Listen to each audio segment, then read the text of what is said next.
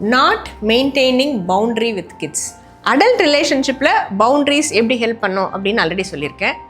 Same boundaries parent child ரிலேஷன்ஷிப்லேயும் it maintains respect both side. அதுக்கு என்ன பண்ணணும்? 1, பவுண்ட்ரிஸ் வந்து கிளியராக இருக்கணும், கன்சிஸ்டண்ட்டாக இருக்கணுங்க. அதாவது அம்மா வந்து பையன்கிட்டயோ பொண்ணுக்கிட்டயோ என்ன சொல்லணும்னா, அப்பா ஃபோன் நோ சொல்லிட்டாரு, அம்மாவும் ஃபோனுக்கு நோ தான் சொல்ல போகிறேன், என்னோட பாஸ்கோடோ பேட்டர்னோ உனக்கு தெரியாது அப்படின்னு சொல்லணும். நீ அழுதாலும் சரி புரண்டாலும் சரி you can not open my phone.